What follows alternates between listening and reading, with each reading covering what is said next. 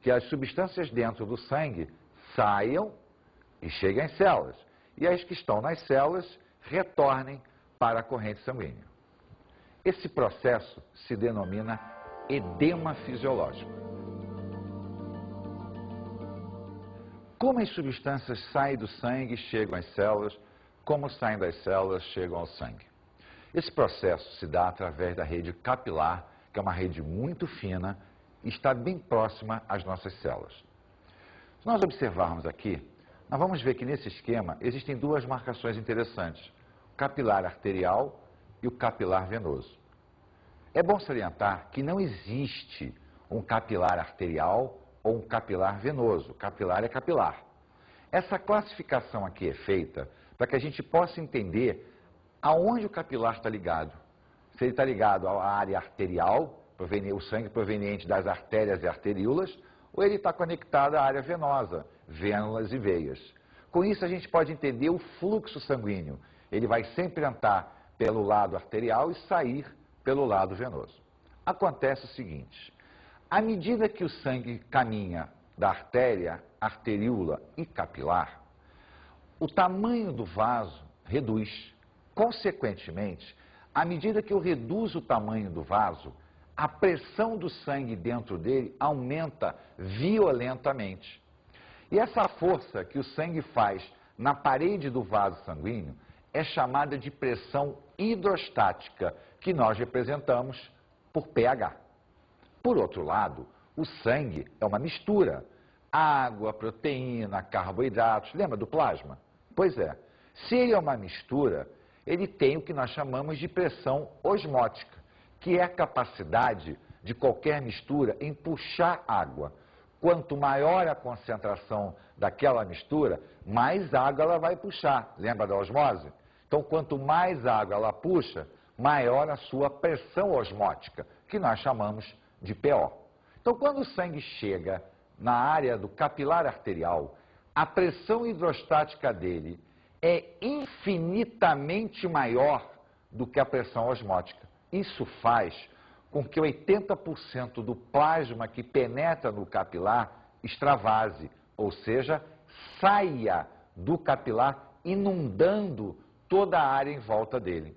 Essa inundação plasmática provocada pelo extravasamento do sangue é que nós chamamos de edema. Então, o edema é a inundação do tecido por plasma sanguíneo.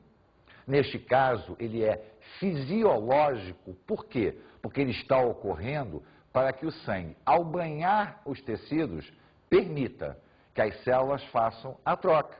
Porque o plasma, ao entrar em contato com a membrana plasmática, vai permitir a difusão, o transporte passivo, o ativo, a osmose. Então, haverá uma troca entre as células e o plasma que inundou essa região e o plasma e as células, vice-versa. Acontece o seguinte, quando o plasma saiu, óbvio, ficou um pouquinho de plasma aqui dentro e também ficaram os glóbulos sanguíneos, grandes proteínas que não passam pelos poros dos capilares. Só que o grande volume de água veio para fora. Então a concentração sanguínea aumentou violentamente. Não só a concentração sanguínea aumenta dentro do vaso, como a pressão hidrostática diminui. Por quê? Porque se está extravasando, se está saindo, a pressão vai caindo. Então o sangue, ao atingir a área venosa, ele terá a pressão hidrostática infinitamente menor do que na entrada. Mas, em compensação, a pressão osmótica será muito maior. Essa elevação da pressão osmótica atrai o plasma de volta. Então, ele retorna para dentro do sistema capilar. Só que a hidrostática é muito maior do que a osmótica. Isso significa dizer que nem todo o plasma que saiu retorna. Parte dele fica banhando o tecido. Mas ele não pode permanecer ali, porque se ele permanecer, essa área vai ficar inundada constantemente, mais inundada, e vai começar a dilatar o tecido. Por esta razão, nós temos um sistema paralelo ao sistema circulatório, chamado de sistema linfático.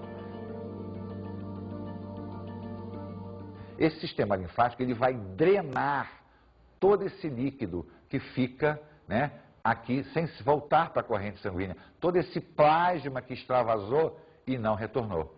Esse plasma que fica nessa região, que é drenado pelo sistema linfático, nós chamamos de linfa. Então a linfa é um plasma clarinho, é clarinho, é branco, porque ele não tem hemácias, as hemácias ficaram dentro do sistema capilar, e ele vai ser drenado por uma vasta rede que percorre todo o nosso corpo. Acontece que ao longo do sistema linfático existem pontos de filtragem, são chamados nódulos linfáticos. Isso por quê? Porque partículas estranhas, bactérias, frações de células que morrem, são drenadas para esse sistema. Então ele vai filtrar todo esse plasma para depois devolver esse plasma à corrente sanguínea principal. Nós possuímos dois grandes troncos linfáticos que vão se conectar às chamadas veias subclávicas, que estão na área de cima do nosso ombro. Então ele vem recolhendo todo o plasma, filtrando tudo, né, filtrando a linfa, e depois devolve para a corrente sanguínea, restabelecendo o fluxo. Em determinados pontos do nosso corpo, nós temos uns nódulos linfáticos maiores, mais potentes, na região da virilha, na região da axila e no pescoço. Esses nódulos linfáticos são extremamente poderosos. Dentro deles existe uma série de células de defesa. Quando essa drenagem captura alguma bactéria, algum agente infeccioso muito potente, ele fica preso nesses nódulos. E para esses nódulos migram infinitas células de defesa e anticorpos. Com isso, eles incham, produzindo o que a gente conhece com o nome de íngua. A íngua, na realidade, é um aumento de um nódulo linfático por bloqueio de um agente patológico.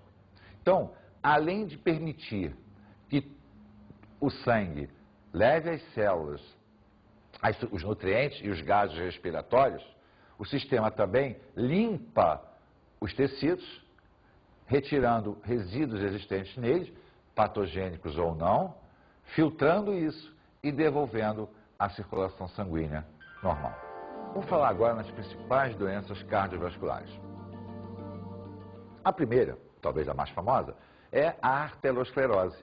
Que é isso que significa? É o inchaço, é a inflamação da artéria por depósito de gordura. Então a gordura penetra no sistema arterial, cria um processo inflamatório e a luz arterial, quer dizer, a passagem do sangue, começa a ficar reduzida.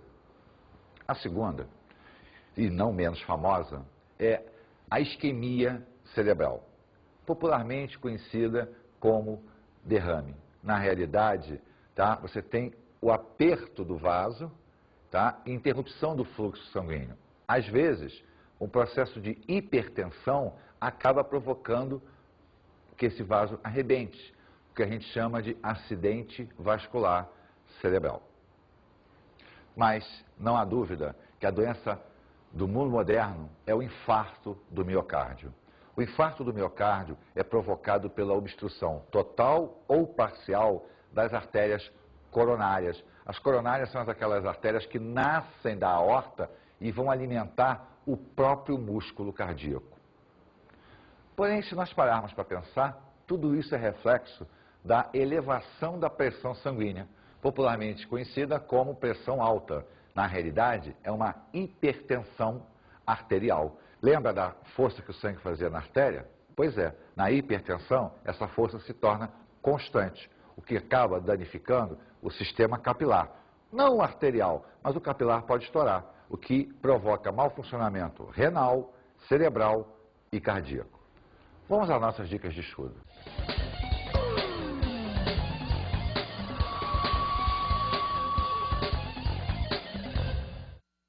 Como dica de estudo, eu falo para vocês, olhe bem o funcionamento cardíaco, formação, câmaras, válvulas, vasos ligados ao coração, a grande e a pequena circulação, a fisiologia cardíaca, como é que ele funciona, a parte elétrica, a parte muscular, o que são os tempos cardíacos, isso é muito importante. Agora, nunca esqueça, como ocorre a troca?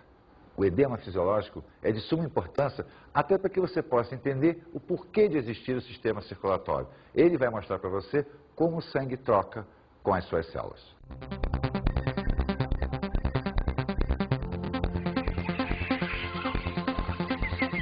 Na aula de hoje, falamos sobre o sistema circulatório.